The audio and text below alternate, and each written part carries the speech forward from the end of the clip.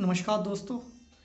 तो जैसे कि मैं पिछले वीडियो में आपको बताया था कि गुदा संबंधी रोगों की मैं बात कर रहा था, तो उसमें हम सबसे पहले आज लेंगे बवासीर।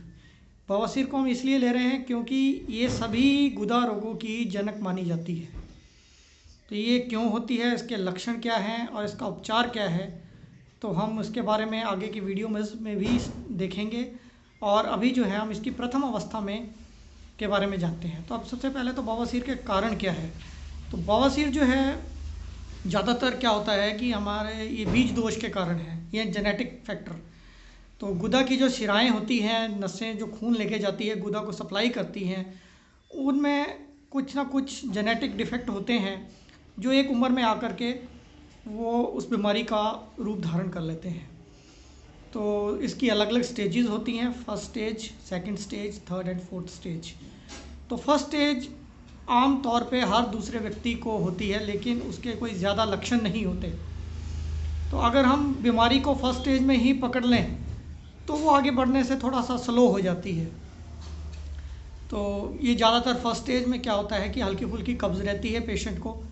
दूसरा, उसको कभी कभार खून पड़ता है और खून अपने आप बंद हो जाता है और गुदा में खारिश रहती है। तो ये हल्के फुल्के सिम्टम्स होते हैं जिसको हम यूजुअली इग्नोर कर देते हैं।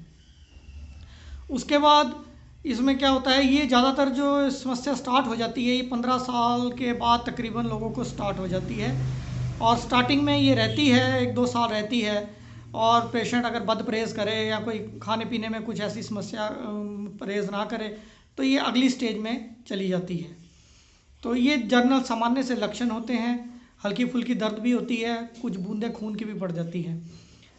तो इस फर्स्ट स्टेज में यूजुअली लोग इलाज नहीं करवाते हैं, अपना देसी नुस्खे वगैरह करके इसको कंट्रोल कर लेते हैं। तो फर्स्ट स्टेज में हमें कुछ आवश्यकता नहीं रहती। तो सेकंड स्टेज में यूजुअली चिकित्सा की आवश्यकता नहीं रहती है। पेशेंट अपना खान पान सही रखे और कब्ज़ ना रहने दे, रफ़ेज ले और मिर्च मसाले तला हुआ बिल्कुल ना इस्तेमाल करे, सैर करे, अपना यूजुअली फ़िज़िकल वर्क एक्टिविटी करे ताकि उसकी कॉन्स्टिपेशन ना बन पाए। तो उससे यूजुअली बीमारी कंट्रोल हो जाती है।